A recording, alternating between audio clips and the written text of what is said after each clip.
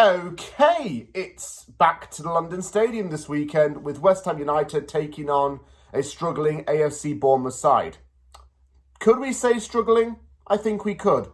Bournemouth's form has dropped drastically over the last 2 months. It's struggling to get wins, and fans have voiced concerns that the players don't really want to get European football. And with the season running down very quickly, the opportunity to get into Europe seems to be wearing thinner and thinner as the weeks pass now. It seems that we have to get at least 2 more wins, and this is just my opinion, but we have to get 2 more wins in order to actually secure safety. At the weekend, Ipswich plays Wolves. If Wolves wins, it actually does us more favours than it does harm. If Ipswich wins, it's not great. But we have to take some responsibility for our own selves. Playing against Bournemouth has not always been terrible for us. We drew with them earlier on in the season, and in a game where we actually did look quite okay.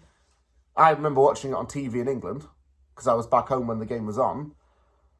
And we played Bournemouth at home before, and we haven't got bad results against them. I always like to think about what we've done in the past and look at past performances against this lot.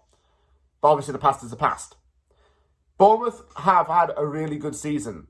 Their defence is excellent, so much so that Kirkes and Housen are expected to leave the club in the summer for big money and get big moves to other clubs in the Premier League and maybe even Italy. They've got really good attackers. Semenyo is a gem that they dug up from the Championship. Justin Kluivert is an excellent player. Evan Nilsson was bought with the money that they used from the sale of Dominic Solanke. That's really good business from them. Bournemouth fans were triggered when Gary O'Neill was unjustly sacked, and I sided with them, but appointing Adoni Iraola has been a really, really good thing for them. He's a young manager, he's very open to change, and he's bought a team with a young core that can actually make the fans believe. Why can't we have that, West Ham? Oh, yeah, Sullivan. Anyhow, playing against Bournemouth is going to be another test for us. And what I want to see is 2 main things. 1, Potter has to nail the starting 11.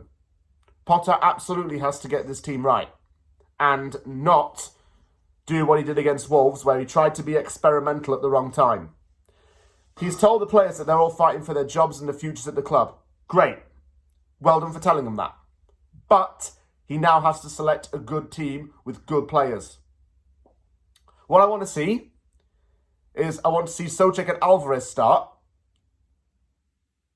I want to see Füllkrug start, because he actually does deserve to get a start in the team now. And maybe put Paquetá out as a wider midfielder. Defence, I would say, needs to keep Kilman in. And also, I put Todibo in there, if he's back to full fitness.